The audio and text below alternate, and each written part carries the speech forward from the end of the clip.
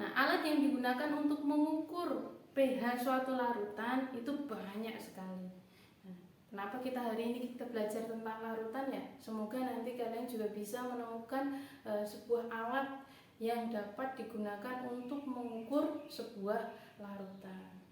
Nah, kalau sekarang lebih mudahnya memang kita menggunakan yang namanya alat pH meter digital. Terus nanti sebenarnya ada juga yang namanya kertas lakmus. Setelah itu ada yang namanya larutan indikator. Nah, untuk hari ini kita nanti akan belajar praktikum untuk mengenal sebuah larutan.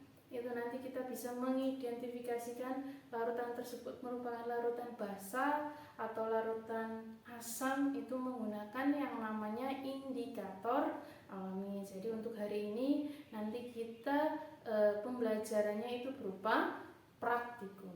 Adapun untuk pembelajaran hari ini diharapkan kalian nanti melalui tinjauan pustaka, kajian pustaka, nanti kalian itu bisa mengetahui konsep dari larutan asam, basa, dan garam, tahu pengertiannya, tahu perbedaannya, dan tahu ciri-ciri dari masing-masing larutan tersebut.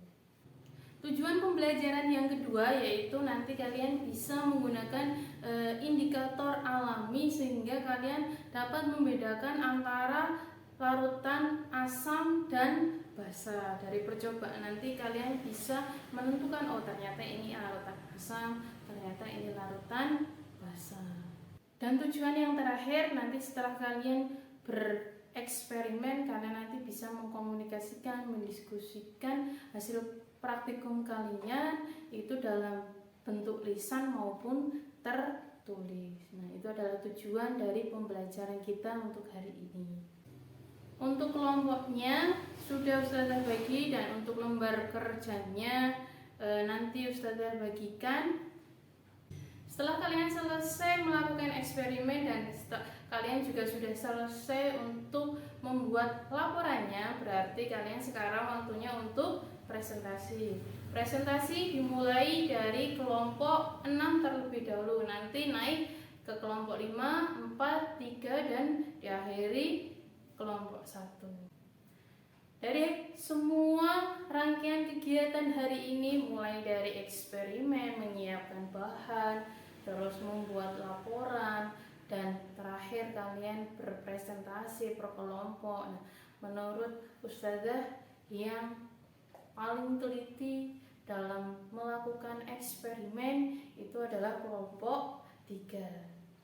Nah, yang paling berhati-hati terus dalam bereksperimen juga menjaga kebersihan lingkungan itu adalah kelompok 3. Tetapi untuk presentasi yang paling jelas artikulasinya dan cara menyampaikannya itu adalah kelompok 5. Jadi poin tertinggi itu kelompok 5, yaitu nilainya 90. Dan untuk kelompok 3 itu mendapat nilai 89. Dan untuk yang lainnya ditingkatkan lagi ketika bereksperimen. Jadi ketika eksperimen itu ya berhati-hati, jangan sampai alat eksperimennya itu ada yang pecah, terus lingkungannya itu jangan sampai kotor. Kalau memang kotor, basah ya dilap, jangan sampai ditinggal sampahnya di situ. Oke? Ya. Sebelum kita akhiri pembelajaran hari ini, kita simpulkan terlebih dahulu untuk pembelajaran praktikum kali ini. Nah, untuk kesimpulan pembelajaran hari ini, yang pertama dari praktikum kita bisa menyimpulkan bahwa air jeruk itu termasuk larutan asam. Kenapa? Karena ketika kita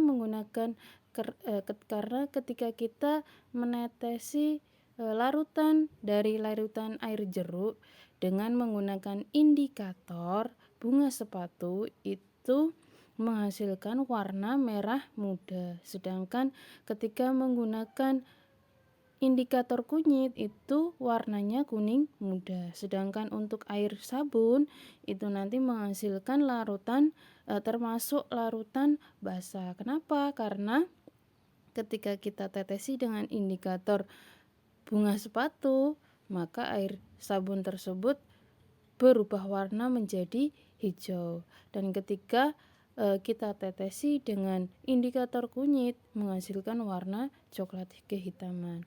Nah, kesimpulan kita bisa menyimpulkan larutan tersebut itu merupakan larutan asam atau basa.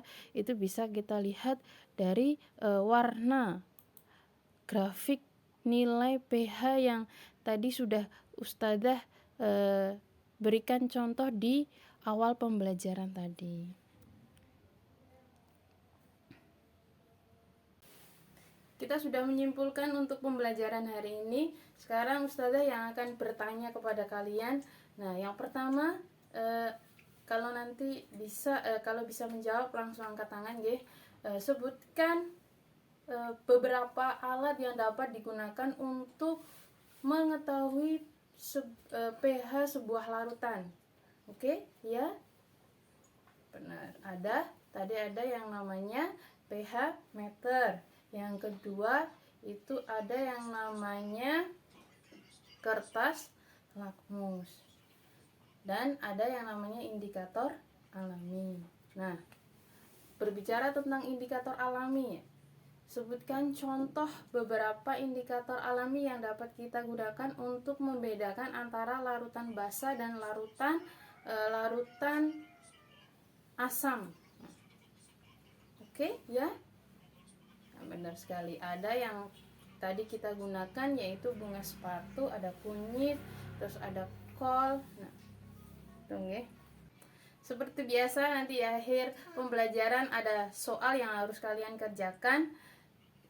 Untuk soalnya untuk hari ini bisa dikerjakan di LKS-nya masing-masing halaman 50. Alhamdulillah, jazakumullah khairan, mugi-mugi Allah paling manfaat dan barokah.